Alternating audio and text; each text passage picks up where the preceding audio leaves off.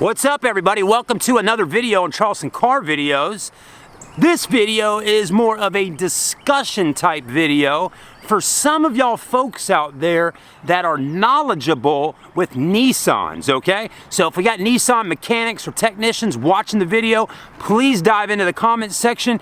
If you're a Nissan fan and been driving Nissans before, maybe you still own them, maybe you're a fan of them, maybe you hate them, whatever it is, I need y'all's help by getting in the comments section and leaving your feedback with us. But with that being said, let's go ahead and move over to the car that we'll be looking at.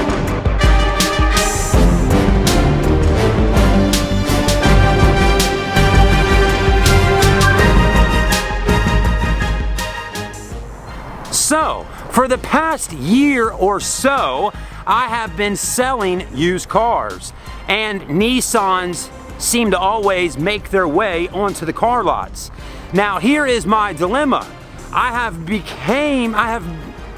begun to start thinking that Nissans are not good cars. Okay? The same as I have kind of begun to think that Chryslers, Dodges, stuff like that aren't good cars. Now I know that yes, they are probably decent cars, and there's a lot of people that would beg to differ there with me and say, well, I've had a Chrysler that's been great, or I've had a Chrysler that's been crap, or I've had a Nissan, or this and that and the other, you know, and there's a bunch of people out there that have had different type of cars, Fords and Chevys and Hondas, that have had issues with them, but every time a Nissan would make its way onto the car lot that I was working at, and most of the time it was some type of Nissan with a CVT transmission, that car would seem to have transmission problems, or things were just breaking on the vehicles.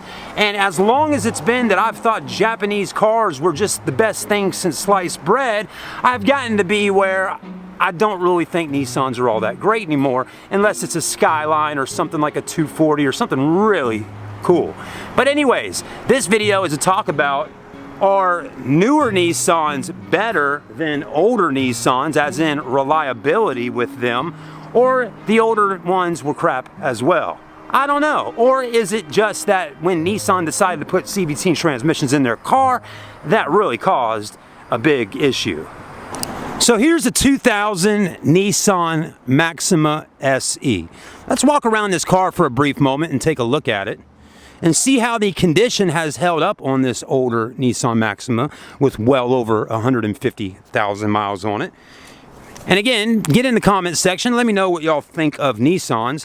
Now, let's don't really beat up on the car too much because of the paint being faded. I really want to see how the parts on the inside and all that really are playing out on this car all these years later. But like I always tell you, if you live in the South, you better put some shade on your car during the daytime, or your paint's going to start oxidizing like that. And if you plan on keeping a car for over 5 to 10 years, this will start happening eventually, unless you just wax your car twice or 3 times a year or every freaking weekend. But the oxidation has climbed up from the hood to the roof to the trunk, and then the spoilers on cars always get it bad because they're not metal, they are polyurethane or fiberglass or something like that, and it just always seems that fiberglass or polyurethane, the paint just always seems to start chipping on that type of stuff. But anyways, you know, I will tell you, while looking at this 2000, almost now 20 years old, it's May 2019, this car has actually held up really well, and possibly due to the previous owners of it, because they didn't smash it up or wreck it up or anything, right? You know, that's not the fault of a vehicle if it gets in a car wreck and gets beat to hell up and back. It's not the car's fault if the person that owned it didn't take care of it and trashed it up all the time. But what we're doing at is we're looking at it. You know, this is another thing that happens quite often on cars, is the headlights get oxidized. That is fixable, but that headlight there, it's about time possibly just to go ahead and replace the entire thing. The 6-star wheels look good. I like them, and I actually was a pretty big fan of this body style Maxima back in the day, and then they had one, a blue one, in the movie Fast and the Furious #1 that had some cool graphics on it, and I think it was a extremely beast of a vehicle. Not a lot of reviews were done on that car a whole lot, but again, it was a Maxima, and the guy that played the role in the movie that drove that car and raced that car didn't really have a big role in Fast and the Furious, and he never was in any other movies. He was a taller guy with a beard, but anyways, I wish the Maxima would have had a little more reach in the movie to get more hits, but hey, at least it made it to the theater and was a part of the Fast and Furious cars in that movie, which made it kind of cool for a four-door sedan, along with a Jetta, a Mitsubishi Eclipse, and a few others like muscle cars. The seats in this car in great shape. Look at them. They're cloth. They're really nice. Now, I will tell you, folks, cloth seats will last longer than leather seats or seats covered with leather. Leather starts to rip. It starts to have varicose veins in it and gets worn out really well. So a 20-year-old cloth seat, not bad. As you can see here, a great example, the armrest, which has leather wrapped on top, is all tore up.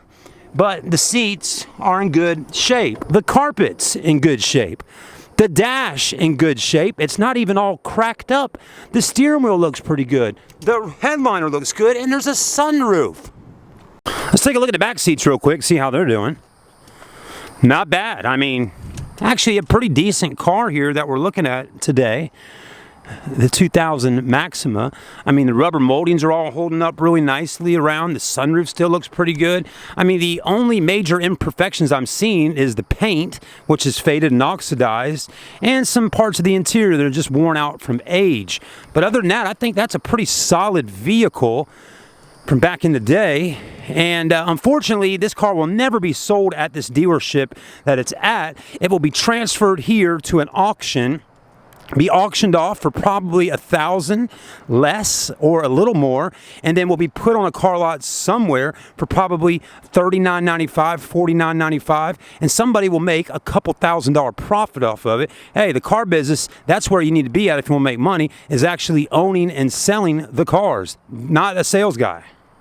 Right, everybody, I got the hood popped. Let's take a look under here. You know, I can't remember if these came, I think these older Maximas came stock with a V6. Something tells me that, again, I haven't done a ton of research on these older Maximas, but for some reason, I remember hearing that at some point, which I don't think we're gonna be able to pop the hood because it doesn't seem to want to latch. There we go. But yeah, I think the Maximas had V6 standard. Let's take a look and see. I'll be doggone it, I'm right.